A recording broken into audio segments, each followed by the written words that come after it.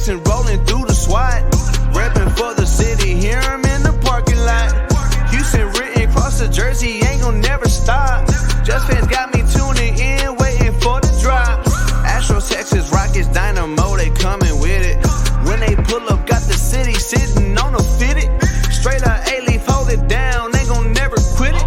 Just fans got me tuning in, let my dogs get it. Southwest A-Leaf, Texas, throw down here and it's so infectious. We ride for the Houston Astros, Rockets, Dynamo, and them Texans.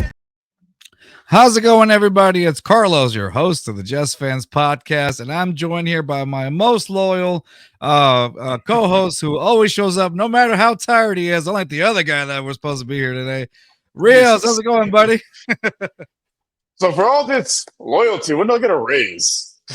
Yeah, if I don't get paid, you don't get paid. So there we are. Let's get some sponsorships going on.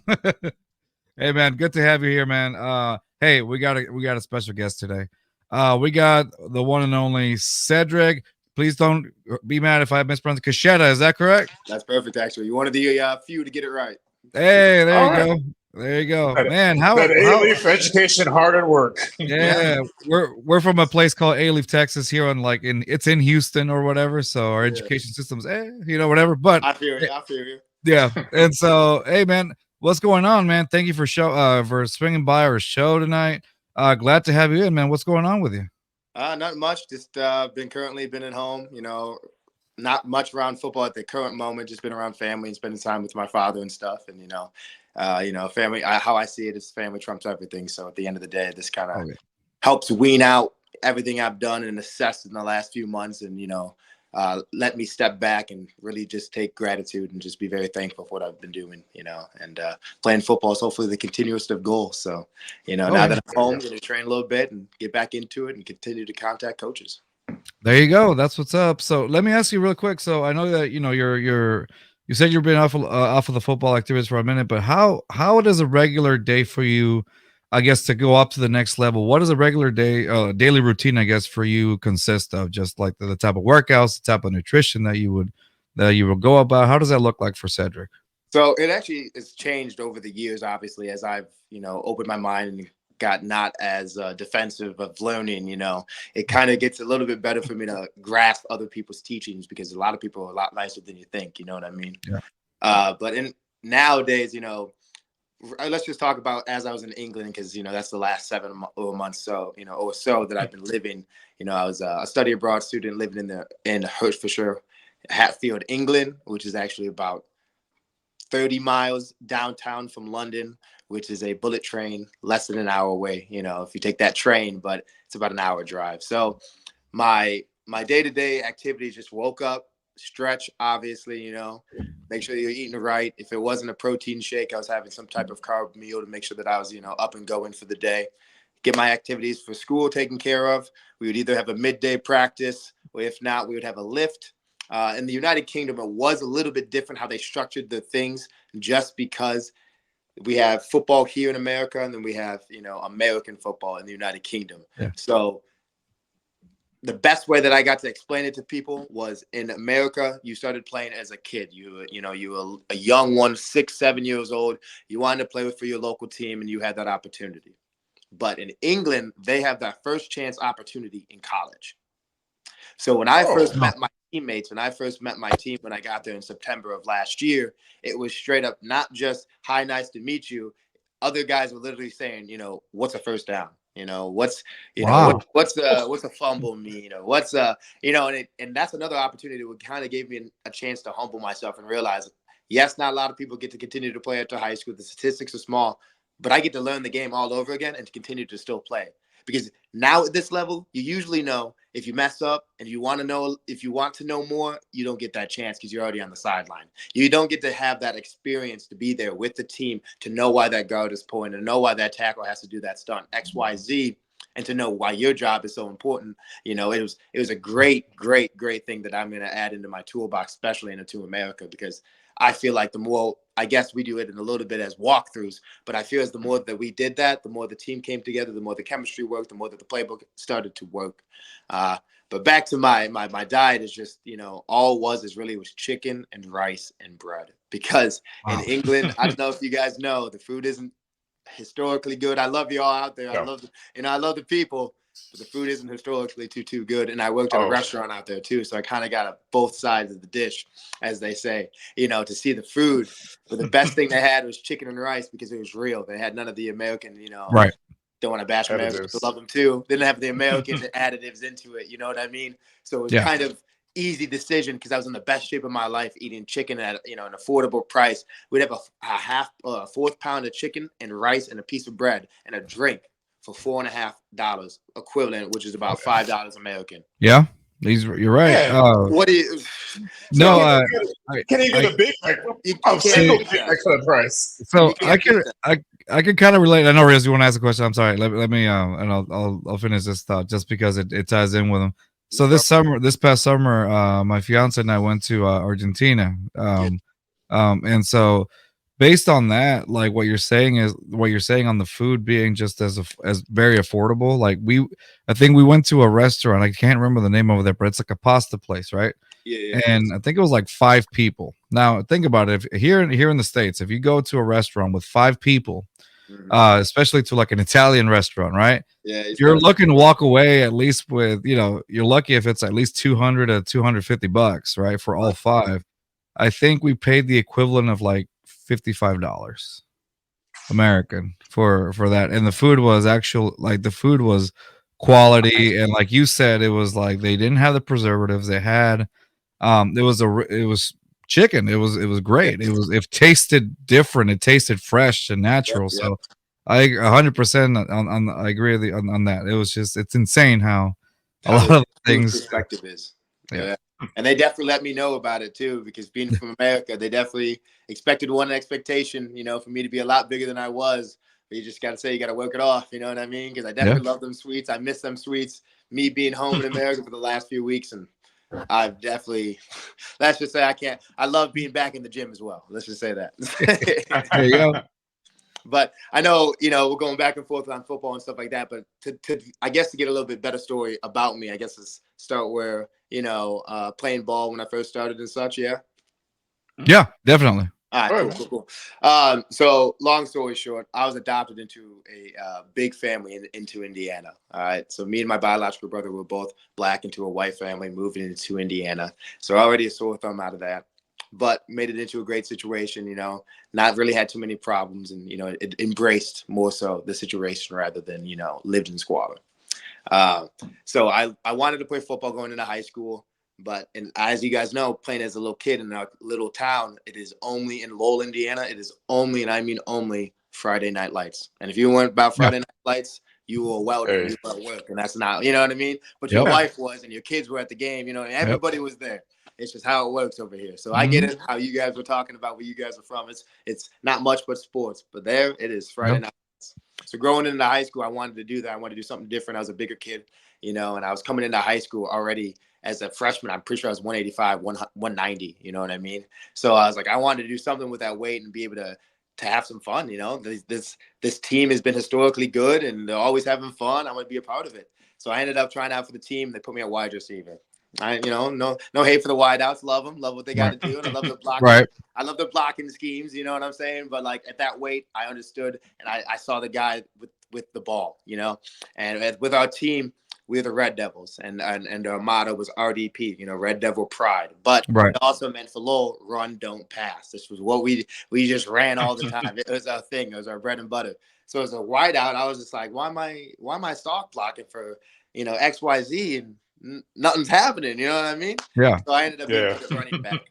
I ended up being put at running back, and I finally got my answer called, but it wasn't in the way that I wanted to, because like we were talking about earlier, if you weren't a part of the stitch when it began, when that first group began and they grew up together, came into middle school, had that undefeated season, and came into high school, and they're supposed to be that next best thing, it's hard to say, hey, my name's Cedric, and I want to take that starting spot. The biggest, role in the entire team. So let's just say it took a few years for me to get their trust, let's just say, but over the years, I ended up doing it. We had some great players, and we had a great season, great team. I'm pretty sure my senior accolades, we were 44 and like 17. My senior year, we went 14-1 to the state championship. We were semi-championships, conference championships, undefeated season. I was the backup running back at that point. Like I said, the trust is hard to get there. So I was a backup running back, but all respect due, the guy in front of me was also a D1, Division One. He ended up going to IU, Indiana Oh University. wow. Played there, Jordan Justovich. So he was, all love. I love my teammates. Yeah. I just wish I had the voice I had back then. You know what I mean? He's just learning pains. Yeah. But those days happened. We ended up going to state. Sadly, fell short in the last 2 minutes of that state game. Crazy situation when that happened. Always had a vengeance to want to continue to play in the college. But being that backup, I only had I'm pretty sure it was 400 ground yards because I was the backup and I was playing fullback as well. But I had the second amount of touchdowns on the team. So that still kind of gave me a little bit of credit and some film and my size at the time because I came into high school at 195 and I left senior year at 215 of solid muscle. So wow.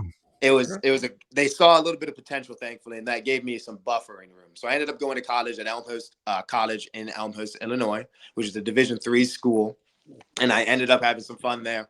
Ended up playing 2-3 games of JV, and that's where I kind of balled out. Had my first hat trick, of what we call hat trick out in the UK. Had my first hat trick of goals of touchdowns. Touchdowns, Touchdowns in in those JV games, and I had those a couple back to back, and thankfully they moved me up to varsity, and I ended up having to pay a bill from that Division III school because, as you guys know, they don't give scholarships like that. Right. They give scholarships for academic, and I was going after athletics or nothing when I was going out of high school, so the GPA wasn't too high, so I had an outstanding bill of $10,000 that I had to pay out.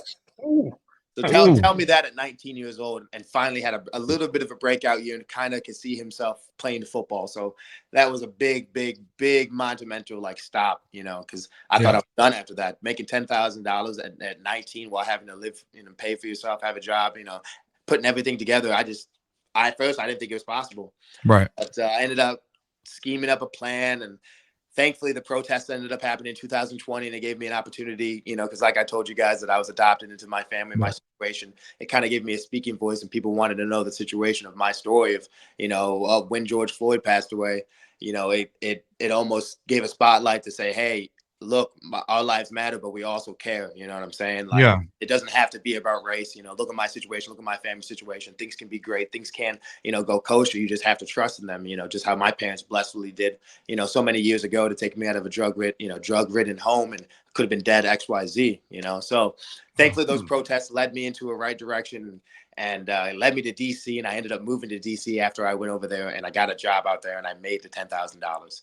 And I put it all together. And you guys think I was excited? I was excited. Cloud nine. Cloud of weight lifted off your shoulders for you. Oh, indeed. In the meantime, I was doing some Ivy Tech work just to make sure I had my courses done. So if I get back into a college, I had the grades back. I had the money to have the transcripts to send to another school when I was back. So now that I was, again, I played at Division III school then I signed to, because I was trying to go to Howard University because I was living in DC. Why wouldn't I go to an HBCU? The protests just happened. All the great things. I had, some good peaceful protests happening. I thought it'd be a great fit, but I guess God didn't think so. I got accepted into it academically, but not athletically.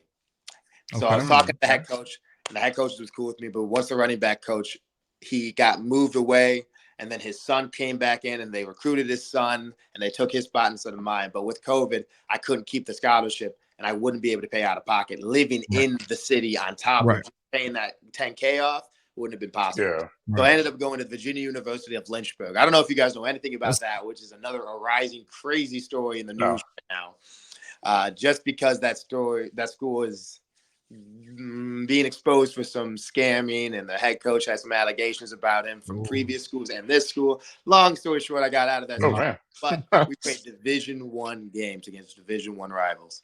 There you go. So that gave me good experience and good exposure. But that, like I said, that coach was a little bit, it's a nice way. Sketchy? Yeah. Sketchy in some sort of, Yeah, he had his people. He had his people he played only. But it didn't seem his favorites. His favorites, but it seemed like his favorites were always at the weekly fundraisers. You know what I mean? Right. It seemed like his parents were always having comments. You see me? Like, it was one of those colleges, to give it in the best glimpse, our last game, okay? my homecoming, I called it, because we were playing against none other than Howard University. Right. Oh, okay. Oh wow. Okay. Back in the, I'm back. I moved from DC, moved to Virginia to go play there, and I came back to go play the last game in Virginia. I was leaving off the bus after the game, win or loss, straight to my house, walking through Howard's campus because I lived there. I was just we pulled it off, Long story short, the Camila Harris, she was there because she's an alumni of the actual university. So the vice president ends up seeing a fight with us and Howard University. There's a giant brawl that goes on in 2021 Oh. that ends up getting her escorted out of the area in the arena. She closes down the game into the second half. The team was bad, and the head coach was the one who antagonized it. Let's just say it was a crazy season, crazy situation. Oh, man. All it gave was exposure and another blessing to continue to keep playing, because getting out of that situation, most of my fellow athletes from that school sadly couldn't either get out, had to do another year to get their grades up to get out, or just stop playing altogether because the story, most coaches, I've seen players will just, players say that they've approached the coach and they said they played the VU well, and they said, we don't mess with that school. We don't want to talk to you. It's wow. Wow. Like I said, that's a whole nother episode that we could be doing. And I promise you it's insane, but I can't hate too much because they gave me an opportunity to at least play another year right after COVID when nobody else did. So I do give them blessings on that. Nobody else took me. They didn't play me like they should have, but that's here nor there. And I ended up getting a scholarship at West Virginia State University right after that. It was a Division II school. Played there, had a great time. Was a scout player, team player, understood my role coming in because, they were taking a chance on a VUL guy. I got it. I understand. But at the end of the day, what broke my back is I told you about protests. I ended up winning an award from the White House from those protests, from recognition from those days. So I had a letter from the White House to give to my coach to say, hey, I'm so sorry. We're not going to be able to go. I can't have, 2 weeks into the season because I'll be going to, receive this award. And there's, presentations for the HBCU scholars and, not only that, and the achievement award, yada, yada, yada, all the stuff that was going to be going on. So I wouldn't be there for 2 weeks. I don't think, respectfully, I understand having to sit somebody else because they missed play time. They missed practice. They missed they missed everything that had to be going on with those game weeks. Okay, I do understand that to a certain extent, but I got back from my trip and, it looked good. They posted it on the social media. It was great for the school. It was great for the athletics team. But when I got back to the team, let's just say I wasn't on the team. I didn't play, I was like off only. So I let that slide for a few games. But once it happened for the rest of the 6 games, you can't do that to me. I tried so hard just to play, and I just wanted to have one opportunity. And I understand that it's a business. I really do, because I've been through a couple teams and I played through high school and I understand the politics through it, but I just wanted a chance. So I told him in our end of the year meeting, if that can't happen, if we can't, agree on actual playing time, I have other opportunities, and I know that I can continue because my time frame runs differently than other athletes, and I know I can make something happen. And he basically said, well, here's the door, brother. You know what I mean? It's been fun. You're a great asset. You're a great, teacher for the kids, but and other teammates. But I call you bluff. And I always had the opportunity and thoughts process. Why don't I play abroad? Why don't I try to make it happen? I know I've seen it before. Why don't I do that? So I started scheming from that moment of that last year, which was about October of 2023, to go play abroad. But I had to find a school that actually had a contract with my university, so I had to pay $15,000 to $20,000 to be an international. Wow. That would have been another adventure. You know what I mean? Thankfully, my school found another school that was connected with a study abroad program, so it was a 1-for-1 exchange, and I got to go for a little over $4,000, which is way better. You know what I mean? Way more attainable to actually hopefully have a dream. Had a couple coaches, same recruiting sequence where you got to reach out, like you leave high school, what teams want you.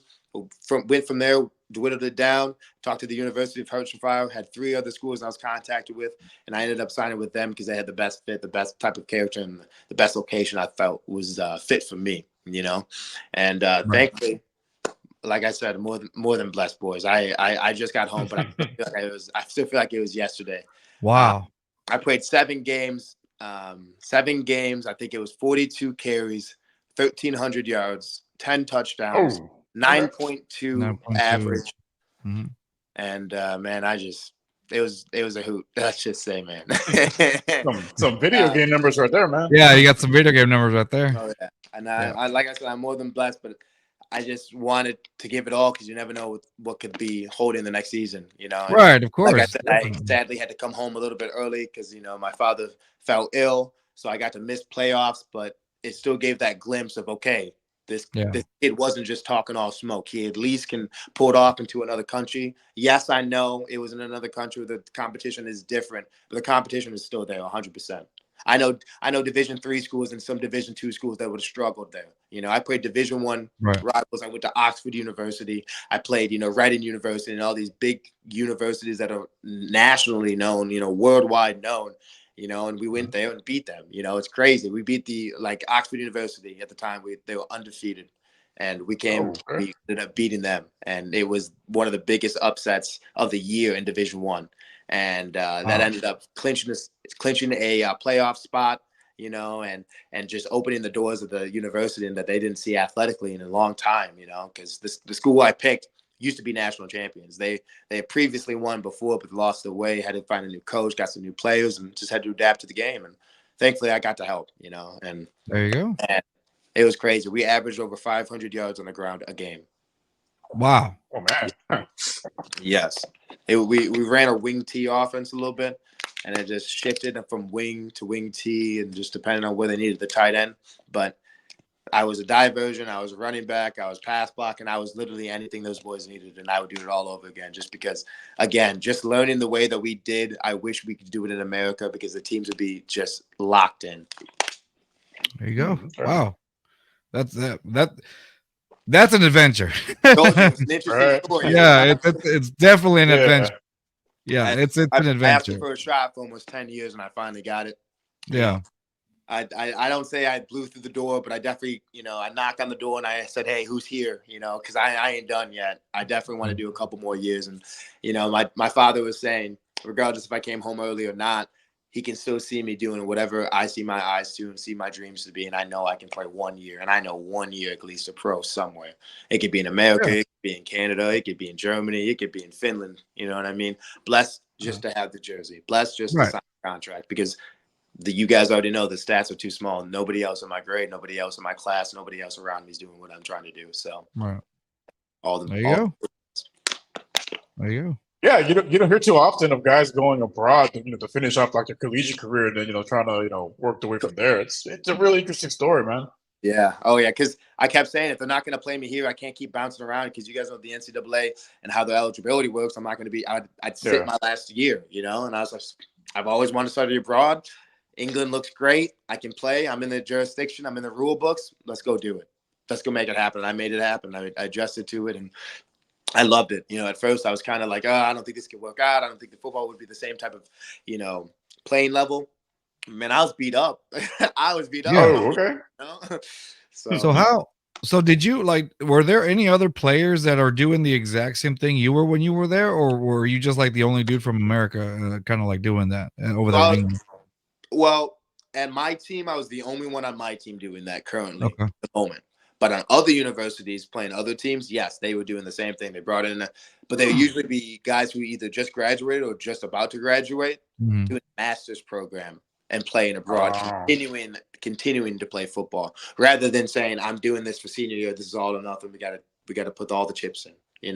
Like for example, when we played Oxford University, they had. For my team, they used to scream USA chants because, I put the American in American football when I'd be going off in their eyes, in school and having a great game. So we'd scream USA, USA, USA. That next game, Oxford tried to do the same thing because they had 4 American players and we had just myself.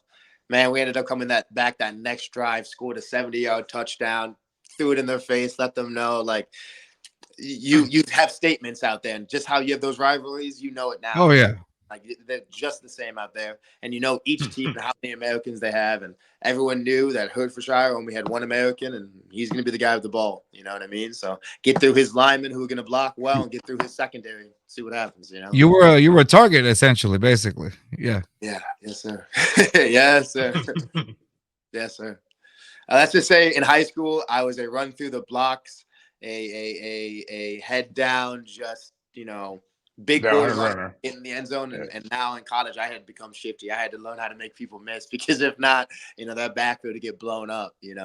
So I'm glad because they just added tools into my bag, and just I'm blessed. I loved it. I loved it. That's awesome. I wish it wasn't over. You know what I mean? Because I left the day before playoffs started. Ooh. Yeah. I mean, you came home for a good reason, so 100%. 100%. Family over anything. You guys were right, but you just think off. You see me just looking off into the side. It's like, I could have, because I was at 1,300 yards. They were projecting me at 2,000 by the finals. That was the projection was hoping 2,000 yards, and that would have been the first. Because I was at the time 1,300 yards. I'm the first in history to break 1,000, and they think that record would probably sit for a while at 1,300. Yeah. But the closest athlete, to that record at the moment, I'm pretty sure with playoffs continuing is about maybe 600 yards, maybe 600. Oh, damn. Wow. Wow. So we'll see how it goes, but I'm blessed and hopefully have my name somewhere. Yeah. No, I mean, yeah, you're hoping to get that next opportunity or whatnot to play at the, at another level, or like you said, dude, you even said that some of these schools that that you played against or with, like they would have a tough time playing against the school that you were at. So how much different, because I know you were telling us earlier that some guys had never heard like of a first down or whatnot. How much did you feel like you instilled in that program just by teaching them, I don't want to say, well, in a way, basic like football information? Yeah. How much of it did you instill, and how much did your coach or your trainer was like, all right, we're gonna do this, and how much of that did you pour into their team?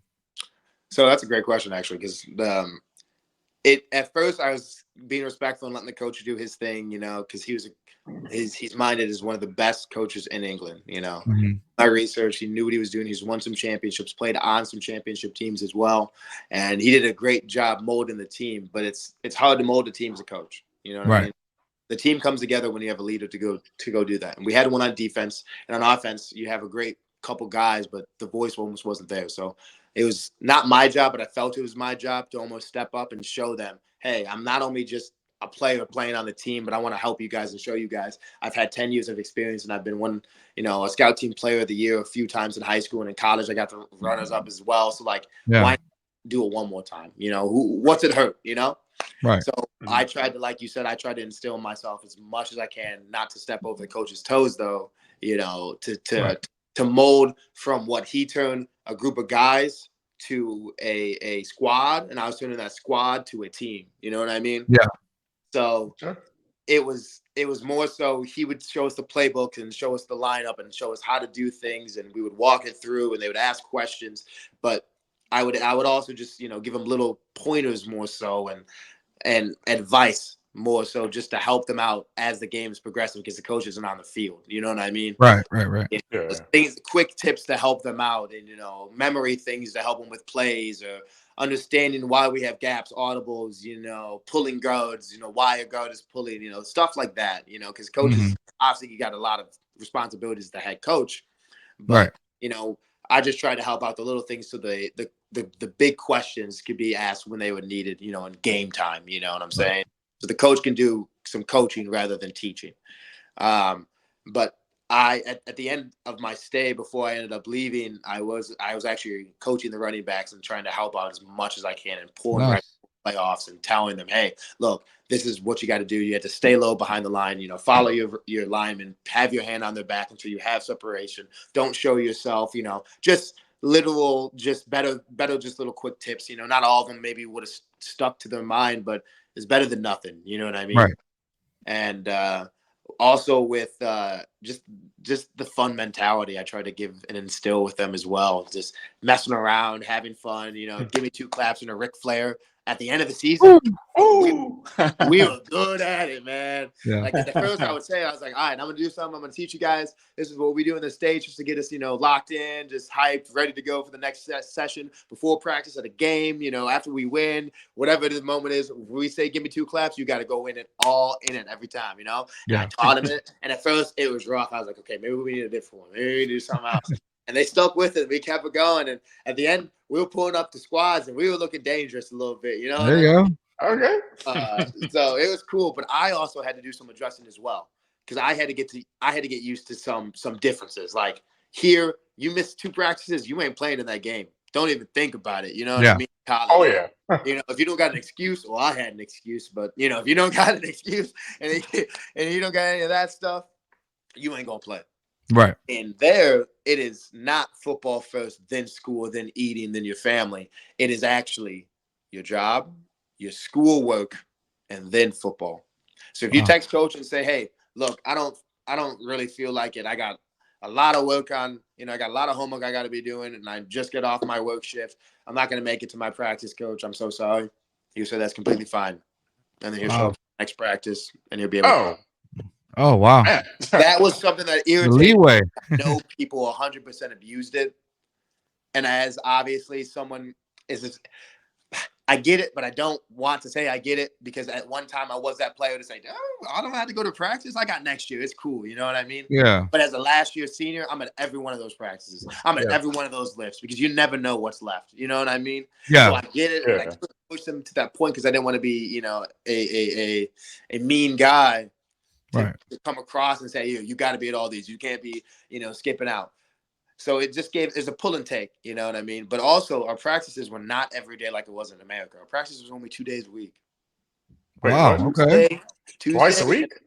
Tuesdays and Thursdays. From on Tuesdays, it was at 7 o'clock. You had an hour in the film room, and then you had 2.5 hours basically on the field on Tuesdays. And then on Thursdays, you had straight 8 to 10, about 10:15 when coach gets done talking. Wednesdays, we lift. So the scheme was a little bit different. So majority of the rest of the stuff, if you wanted to be an extra credit guy and you wanted to be that extra milker, you had to do it yourself. You know what I mean? So I still had that American instilled to know this isn't enough, but it wasn't enough for these new players who just put on a pair of boots, they call it, or cleats. A week ago. You know what I mean? So I got it, but I had to wait to be able to be that pushy, let's go. I don't care that you got homework. You could have done that homework 7 hours ago. To choose to do it at 8 p.m. on a Tuesday, you know what I mean? You knew we had practice. So you got to, their commitment level was a little bit different. We had to shift how to be able to force people to go, Right, of course.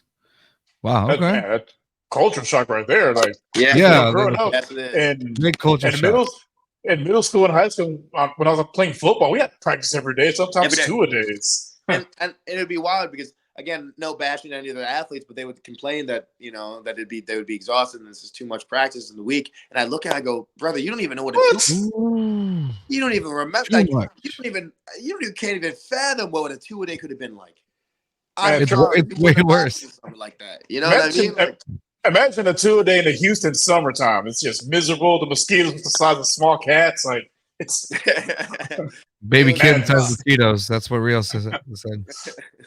But all laughter aside, it's just I respected their hustle, because they're athletes just like we're athletes. They're playing a game just like we're playing a game, and some of them could beat our ass just like other teams in do. It's just depending how the team is put together. So let's say that after your journey, like you feel like your football journey is complete as far as a player is concerned. Do you ever feel like, based on this experience, do you ever feel like you can actually take upon like a coaching role one day, or no? Yes. Okay. That was already into the cards. We had a conversation about that. It could be abroad. I was talking to a couple of friends who are also coaching in America, who are doing some 8U to 19U, youth ball, football. I've had some kind of approachments to say, hey, if it is hanging up the cleats and you're done, we'd love to have you on our side. And that's something at first I was so against. It's like, why would I be a coach? I can always be a player. I'd be there. You know what I mean? Yeah. Then as a running back, my knees. You know what I mean? I mean, it's the position that takes the most beatings, if I'm not mistaken, right? It's the position that has a lot of wear. I don't want to say wear and tear because I don't want to. I don't want to like. But it's basically like 30. Well, just running into a group of guys, 30, 40 times a game. Like it takes a toll on you. It takes a toll for sure. Like, thankfully, I've been blessed in my about 10 years of playing football in general, not to have any major injuries or break any bones or anything like that. I haven't had any time off like that, so I've always been able to complete the season and or at least be able to be there for workouts. So I've always tried to stay in shape like that. But like you guys said, as I get older, I'd like to focus on these next few years. If I, since I'm graduating, if I'm going to go pro, let's do it. You know what I mean? Right. My window already at my age at being at 24 and, with the combine happening this week, the time frame for that running back and the speculation is, going to be not too much. So I got 2 years, 3 years max, and I'll be grateful for one. You know what I mean? I'd be grateful for one and come back and coach, or grateful for one and come back and be the athletic trainer. I don't even care. You know what I mean? Like, I'm just more so each year getting more and more in love with the game and passionate about the game because it's given me so much. I've been able to travel 2 countries. I've been able to play for over 10 years, and I played in every division of college ball and abroad. Like, you can't ask for that. You know what I mean? The hard work, determination, and, dedication is there. But, like, football was the reason why we did it, And I just proved myself this whole time, because from high school, I always didn't think I was snubbed, but I just felt like that I never got the window of opportunity that should have been open finally. And I always said, hey, you're not going to deem me as a D3 player. I'm going to show you. I'm going to show the entire town. And, after that, I'm going to show everybody else and all the fans that we can do this. You know what I mean? And if I can do it, anybody can do it. And all my cool things I've done along the way in my head are just side adventures. And if I can sign pro, that is the ending goal. That is the thing I've wanted to do. You know what I mean? Doing the protest, getting the awards, having, thankfully all the accolades I've gotten to accomplish over the last few years have just got me to here, to this moment, to do this type of stuff, Definitely. I want to show this video, and I believe it's from your YouTube channel, if I'm not mistaken. Can you kind of walk us through it as I show the video and kind of let us know? I believe it's called Mid-Season Film 2023 by Cedric Caschetta. Yeah, that one's me. Give me 1 second and just kind of walk us through. Hey, tell us what was going on through the around the on this, and we'll be your audience. All right, hold on. Give me 1 second. Yeah, we definitely have can y'all see that? Yeah, I can see it. All right, cool. All right, here we go. University of Hertfordshire. All right. Yep, that was the university I was at, like I said. Yeah. Okay, so that's you in the corner right there. Yep, this was our first game, actually. Wow, look at you breaking through those tackles. Yes, sir. That was, like I said, that was our sign-on of guys. I had to teach them the whole having to stay back behind the second yellow lines and, can't break the plane. But, hey, they were so excited, and I was very excited. There you are. That was our first against Holloway, Royal Holloway, and like I said, my line was giving me great blocks throughout that game.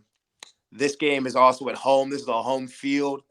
And honestly, going through my mind on that play was just trying to get upfield because I'm pretty sure it was 3rd or 4th down and we went for it and we were very close. This is a broken play that I thankfully got to get some positive yardage on the home field. This is a touchdown as well. Oh, wow. Okay. I dinged myself because I didn't have the ball on the right side, but we're okay. We're okay. You're able to get through it. Look at that. Yeah, this was when I realized my linemen were doing a great job in blocking because look how far downfield I got. Yeah, just had a wideout not execute a block to score. You were on the corner. Yep, showing a little bit of speed there. So this, if you want to pause it real quick, this is actually the one of the best comeback games they said of the season. Reading University, they ended up beating us the first time when we played them. It was our second game. We had a good win off of basically the worst team in the conference. We didn't know it yet. You know what I mean? So we were riding off that win, and I kept telling them, hey, if you sleep on a win, you're going to wake up with a loss. And I'm only so much as a player and so much as the coaching that could be done. And we ended up losing that second game. So we were playing them again. And in this game, it ended up being tied. Like, I think it was 12-13 us going into the fourth quarter. And since you have only 8 games, you had to play everyone twice in the division of right. Div 1 because there's so few of teams. Because it goes Premier League, it goes Division 1 and Division 2, which in America would be Division 1, 2, and 3. You know what I mean? Yeah. So if you win out your whole conference year and you win out the playoffs, you get promoted automatically Premier League. You know what I'm saying? It's almost like relegation and exactly. Exactly. And promotion. Okay. Word for word. So if we would have lost this game, it would have put us in contention for relegation. So in this game, you're gonna see over the film, we ended up winning 20-13, and I ended up thankfully having every touchdown of it. Nice. So let me look. That was just a beautiful run to the outside. You're gonna see a hurdle, I believe, coming up too. But this is a 4th and 1. I ended up scraping into the end for yardage. Yeah, there you go. And you can tell off the teammates that right here supposed to coming back. There's another good play, same game. I just ended up taking it straight up the middle, saw it, just sped up, took it, dove it right in. You know, here's the hurdle. Actually, you're gonna see me coming through the secondary. It's a little skewed, but it's right about there. I came over and I hurdled him. Oh, man. Let me go back. Let me see. Oh, commercial. Sorry, you got a commercial on it. What? Okay. You have an ad now. Look at you. Sorry. Okay. Whoa, what happened? Some just here it is. It's a really good show. I saw it the other day, man. It's phenomenal. Let's see if I can. I recommend the hurdle. It's that same play from when I started over. Yeah. Okay. There you go. There you go. You got an ad on you. That's pretty well. Yeah, it was like I said, it was only about mid-season that I only got to cut up. We had 2 more games after that. I had to put it together, but I had to go home right beforehand. I will be able to get that and get some more cut-ups to some coaches as well. We had 2 more games. You know, I had my last touch as a Hurricane, thankfully, was a diving end zone touching end zone touchdown as the time expired against Oxford. Yeah. So, like, it just put the nail in the coffin, beat the team we wanted. You know, we came in and we just took over, and it was beautiful, you know. And awesome. They give thanks to everybody there as the teams. Like, they stand out in the middle of the field and they'll be like, give 2 cheers for the sideline, for the referees, for the coaches, for the everybody in attendance, and everybody will get around and claps. I found that to be so admirable because, like, a football game could not happen without the little people. You know what I mean? Right. Country doesn't matter what's going on, and I appreciated that. Good. Reels, you want to ask? Sorry, I was gonna. Yeah. So, you spent about 7 months in England. So besides the culture shock with like the sport itself, like what other culture shock did you experience over there? Being an American for the first time in the UK. Telling people I was playing American football and not soccer was a big shock to them, and a lot of people were wondering why I was there. You know what I mean? That was a big shock to a lot of others. But to me, some shocks were obviously them driving on the other side of the road. That stood out. I just that took me like 2 weeks to get used to. You know what I mean? A good one would be probably the baked goods. I absolutely fell in love with baked goods out there because it's made fresh every single morning, and every about is cheap, and it's very good, and it's nutritious. You know what I mean? So, like, there would be baker shops that would come onto our campus on Tuesdays and Thursdays, and I'd buy cinnamon rolls that were healthy for literally $1. You know what I mean? And massive buns. You know what I mean? They would get $4 or $5 in America. That was something I would love. They have Nando's. I don't know if you know about Nando's in Chicago. They got like a Nando's, which, over there, which is basically like, chicken wings, jerk chicken, a little barbecue spot, but without, other things. It's literally just chicken. It's just chicken. Yeah. So they got some good eating spots, but they have great influence from other countries. You know what I mean? So if you want good Chinese food, they got it. If you want good Indian food, they got it. You got good Palestinian food, Pakistani food. Like, it just really depends on what corner of the street you are, is what type of food. So I thought that was great, but I missed home after a while. You know what I mean? You got a little homesick. Like, I missed my salt and pepper. I missed my Did you like, everybody always talks about it now? I don't know how much of a chance you got to go because, I mean, you obviously got to be in football shape. But just if you ever got a chance to go, did you ever get to go to one of those English pubs that people always talk about? So believe it or not, I worked in one for 3 months. Okay. It's called Weatherspoons, which was actually a famous pub out there / restaurant that they all have. And I tried one of the lagers out there, and I'm not a big beer guy, but did it for the culture, did it for the you know what I mean? Right. Did it because I was there, and it was cool to see the difference of. I'm a chef, I can make food as well, and I've done that in America. Oh, okay. Oh, nice. To be able to see the difference of culture of food too was wildly different, calling a bacon ham, seeing that they call fries chips, you know what I mean? And having that math equation go on in my head when they say, hey, can you grab me some bacon? And they're not talking about bacon, they're talking about straight up slices of ham. Slices of ham, yeah. Like, wait, what? The first time they told me you get they call ham they call it bacon over there, the ham. Slices of ham bacon. And they call our bacon crispy bacon or maple bacon. Maple bacon, huh? Yep. So I'd be standing in the kitchen. They say, yo, can you grab me some bacon? And I'm like staring, looking for like 10 minutes. I have no idea where it is. And they go, bro, it's right in front of you. What are you looking at? It's right there. And I'm like, this is ham. I was like, this is not, you know what I mean? Like, this is ham. But that was funny. Well, the whole metric system thing, like, what the hell is this? Yeah. Centimeters. Oh, bro. Kilometers. The majority of the stuff I had to look down to see Celsius to be, converted back home. I had to do the same thing for any of the distance of time. Distance of measurements. It was rough. Oh, and working out was hard because it was in kilograms. So the weights. Yeah, 20 kilograms is about 45 pounds. Yeah, it's almost half, right? Yeah. It's almost half, but then there's something more to it. Obviously. Man, I'll be working like, man, I feel weak. Like, why am I lifting 20 kilograms? If you do 100, I think it's 100 kilograms. It's 220 pounds. 200 something, yeah, exactly. Did you? Sorry, I didn't mean to cut you off. No, go ahead. Their pop was soda. Sorry, I don't know where you all at, but we call it soda. Yeah. Okay. I mean, there's spots here that, like in the Chicago area, a lot of people call it pop still. So I mean, it doesn't. I think it's like a Midwest and East thing because here it's mostly soda, or like in Louisiana they call it a cold drink. Doesn't matter what it is, it's a cold drink. A nice cold drink. Okay. Yeah.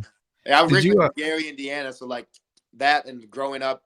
Always have family close into Chicago, so going into Chicago a lot. You're right. Everybody says pop. Yeah. And same thing in Indiana. Everybody's saying pop. But what I was gonna say about pop in England, they have the best tasting pop there because it's not like ours was high fruit. The fructose. Yeah, and all that red dye, corn syrup, and that. Yeah. So imagine having a blueberry Fanta. It's straight up blueberry squeezed with cane sugar. Mm-hmm. Yeah. Oh. And you have it, you're like, whoa, you have oranges. You have orange Fanta with actual orange juice. Like it's crazy. It's insane. Yeah. The food is a lot. I guess it's a lot more fresh because it's a lot more fresh and everything really tastes just a lot more different. Yep. In the best shape of my life, 100%. Just off default eating. You know what I mean? So it just helped my gameplay so much better. I gotta ask you, speaking of food, did you try the pea pie in England? No. Stay away from them. Good. No, the best I do is I do some cotton chips for my pops. That was the best I was trying. You know what I mean? Because I've seen the pictures. I can't do it. I was making those pot pies. I was making what else was nasty? Not nasty, but to their liking.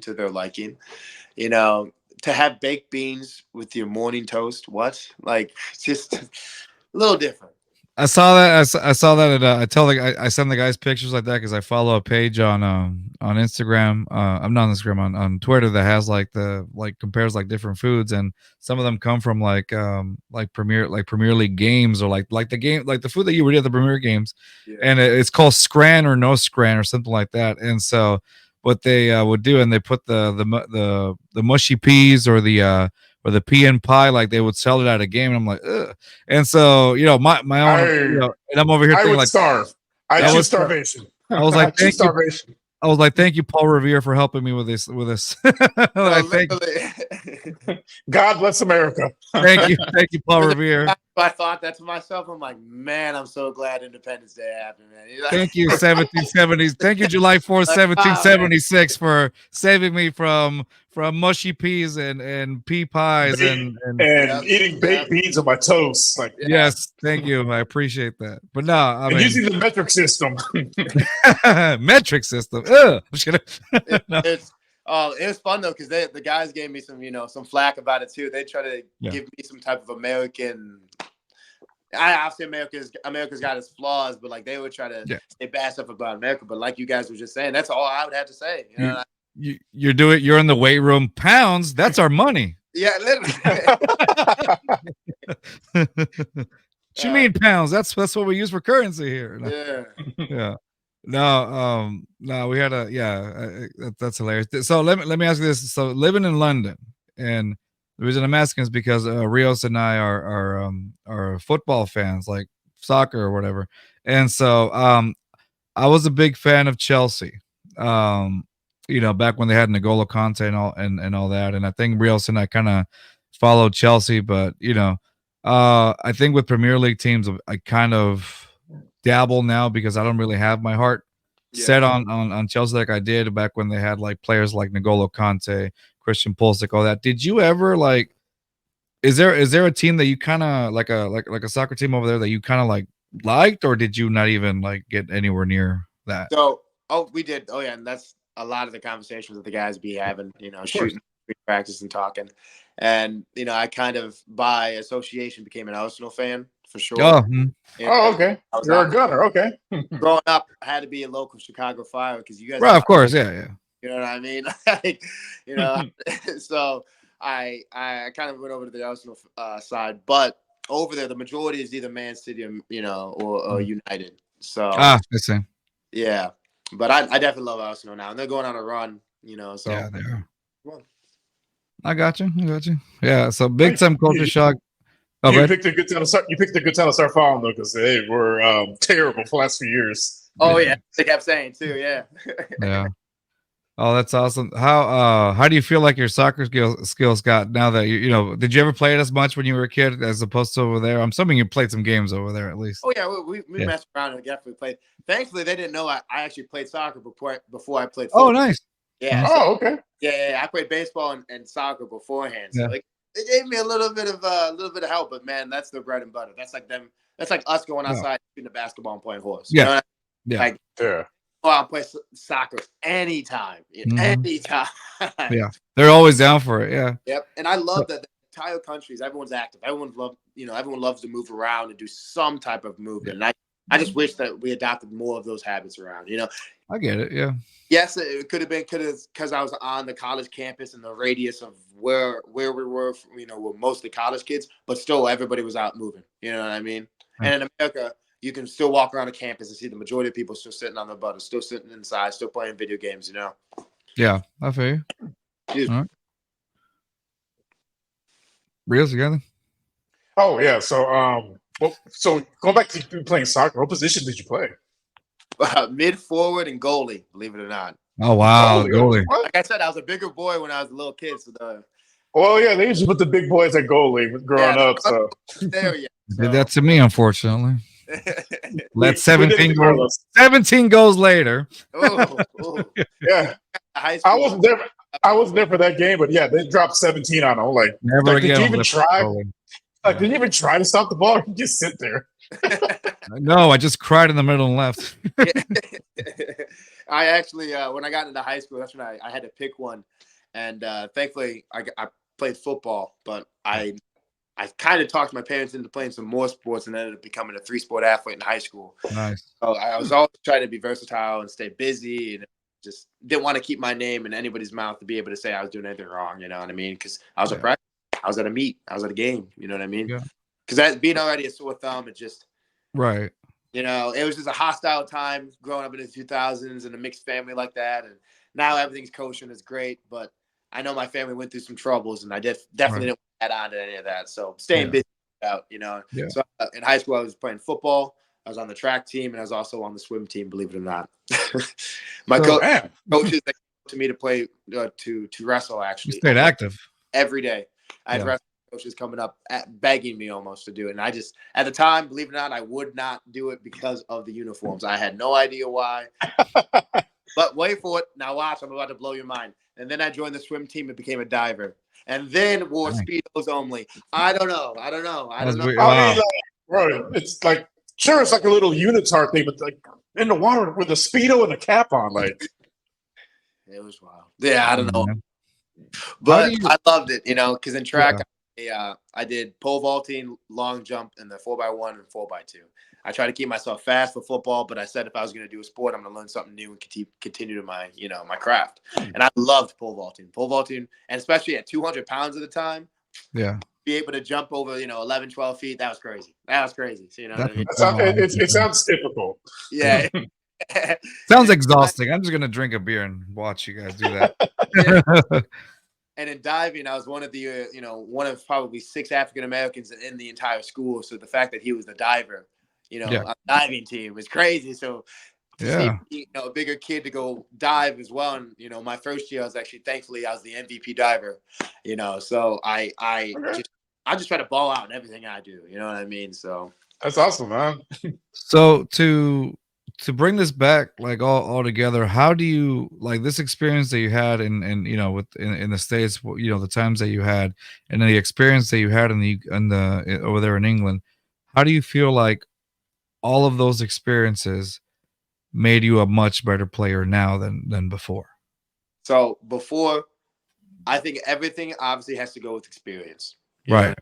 You can be a practice player, you can be a book player, you can be a mental guide to understand the plays all you want, but if you don't get thrown into that actual situation, you're truly never going to know what to do or what your body's going to do in that situation. You know what I mean? So for me in America, I thought that was a great teaching, almost college. I did my master's out there. You know what I mean? I did my first 6 to 8 years to be able to understand the game. I got some playing time. I got to understand what the scheduling of what American football needs to be successful. Right. Took those teachings, took that, practice player mentality to always do more, took that to England to be able to not only instill myself into another team, and ended up going 6-2 and broke probably 7 records in the process. That was my experience portion. That was my portion to be able to say, okay, there's the learning, coach, watch what I can actually do. Now, I know the stats, like I said, would have been a little bit different in America because the playing would have been different, but I know I would have made water. You know what I mean? It would have treaded. You know what I mean? Yeah. So I think it all sums it up together to help me now, because I've been in 2 countries and I have been playing for 10 years and I have been a primarily injury-free athlete who's striving for more at this age. The majority of the players are either tapped out and saying they're gassed out from playing, don't have the time to be able to do it, or have an excuse to say that they can't do it. You know what I mean? Yeah. And years are somehow scraped away to be able to say, no, Ma, I'm going to keep playing. No, Pops, I'm sorry I can't come home because I got some training to do. Just watch next year when you see me on a TV screen, it's going to happen. I'm going to make it happen. We're going to be playing football. And, I kid you not, I told my parents for 2.5 years during COVID after I left that first school to make that 10 grand, I promise you guys, just trust the vision. I'm going to be playing ball again, And it was one of the best feelings to be able to send them some school merch and be able to say, look, I'm on the team. I made a scholarship. I don't got to worry about no 10 grand no more because I'm getting paid to go to school now. You know what I mean? There you go. All those little things just basically help me understand financially what it means to be able to have a contract, to have these next steps to go professional, the mindset to be able to play the game itself, and the groundwork to be an athlete, And I think, yes, I might not be the best player, the fastest guy, but I'm one of the best team players that this guy, the sport has seen, and all they need is a chance because, like so many great players did, once they're put in, they're not going to be taken out because they just need that opportunity. And in England, coach saw it. He saw the opportunity. He said, you know what? Let me put you in. And thankfully, I wasn't ever put out. There you go. There you go. It's basically, once you get the shot, just, run with it. Exactly. Yeah. There you go. There you go. Anything else, Joe, you got? Man, so look, just thinking about this makes me think of Ted Lasso for some reason. Have you seen Ted Lasso? Oh, yeah. I actually started watching the show while I was out there because of it. You know what I mean? It's so interesting. And it's cool because there is some other, I don't want to say smaller Premier League teams that play soccer out there, but Watford is another team. Mm-hmm. Everybody goes to because it's a little bit cheaper to go. It's like 14 quid, which is about $17. You can go out. It's 20 minutes away. You can go to a soccer game. You know what I mean? Right. That was cool, and it almost reminded me just like that. It's like these teams that are just developing. They're trying to get some money, some funding. They get a big sponsor and watch them grow. Yeah. So it's kind of like when you guys played against Howard, you're playing small school going against Division One. Like it's like in the Premier League. One of these teams at the bottom of the table playing like Man City or Manchester United and just shocking upset. That's how you get your name out there. Exactly. Yeah. And it's wild because that first school was an HBCU too. So like we would be slated for all these D1 games. We would play Delaware State University, Norfolk State, Southern University. Like I said, Howard University. Howard is just my favorite game, believe it or not, because that was the homecoming for me. That was the right. All together. I came back to the game. I paid off the $10K. I played in the Division I game. Let's go play HU. You know what I mean? There you go. That to me was awesome. But that did give some good exposure. But like I said, you guys should do some research on that because that could be a good series for y'all. There you go. So let me ask you this. So before we end it, I want to ask you. You've been through, from the story that you were telling us, you've been through a situation where you almost owing that much, and at the age that it happened, what would you say to a young kid that's, I would say, is going through the same thing that you once went through? What would you recommend, or what would you say to that kid? How to get through it? Don't listen to what anybody else is thinking. Don't listen to what anybody else is saying. If you truly think that you can do it, and you have the ability, and you just have to show yourself and to show not only yourself but others that you can do such ability, man, you find an avenue to do it. Because at first, believe it or not, I was in Chicago at that first university, hugging my, girlfriend of now 4.5 years, the same girl saying, I got to join the military. Nice. Get this money up. I can't do this, that, and the other. And her looking me in the eyes and said, hey, when I met you, you told me you can play football. Is that right? And I go, yeah. Yeah, but how am I going to do it now? She says, let's move. Let's figure something out and we'll make it happen. And look, we made an avenue. A lot of bumps, a lot of curves. And hey, we took some windy streets up in West Virginia too. So look, we're up in the mountains, chilling, and we're loving life because I got to do it. I got to play some football and I got to prove myself. And now the job ain't done yet because my career isn't done yet. Right. So I may have, came home a little early for my father, but at the end of the day, the grind doesn't stop. We're still going to continue to work out. We're still going to look for opportunities. I'm still talking to some coaches, and we're just going to see what happens. It just sucks because everything is starting now. You know what I mean? If I came home in December, there could have been a shot for right now, but all in God's timing. Hey, you know what? At the end of the day, everything happens for a reason. So you never know. It could be a blessing in disguise for all you know. Exactly. Coming out of high school, they straight up told me, they said, you probably can't play college football. You should probably do something else. You should probably work on your academics. You know what I mean? Like, if anything, you'd be a D3 player. That's word for word what the coaches told me. You know what I mean? And that stuck with me for years. And we went to that state championship, and they didn't play me how I was supposed to be played as the backup, and they changed the game plan mid-game, and it ended up losing the game, and a lot happened. So obviously, each player has their frustrations and their stories to keep going. But mine was at first to prove my hometown wrong. And it went from, I got to prove myself wrong that I can continue to do this. And on top of all of that, if I can do this, other people can do this. And if I can have these side quests on top of it, why can't I get my ultimate quest and get signed to do this? You know what I mean? Because I love it. I love being able to play college ball. And then people are asking me, why don't you continue with your eligibility? You may have a few years left to go do that. If I graduate in May and I'm like we spoke about earlier, and I'm getting older as a running back, I got 2 years left. My knees don't. So if I'm doing it, we're doing it now. We're going hot and heavy. Everybody's in, attendance. Come and watch, be a fan, be a hater, do whatever you like. Cause we're still. Yeah. There you go. Hey man, you got to check out, Cedric Caschetta, man. Such interesting stories that he shared with us today. It was fun having you, man. It's a blast. Guys, don't sleep on Cedric. Like I'm sure you'll be seeing him on TV in the upcoming year or whatnot. This guy, he's gonna be great. Like you have the mentality of, obviously you have the skills, man. It seems like you have the skills. So hey, man, you seem like you have proved people wrong. So hey, so you gotta keep proving people wrong. story of perseverance. So, like, just Perseverance, you know what, you tell me no, you don't. Let me prove you wrong. I'm gonna do it my way. You know what I mean? Like it's inspiring. They say from the jump, our family should have a 30 for 30. But I said I want a championship ring before they start filming. So. There you go. Let's go. Yeah.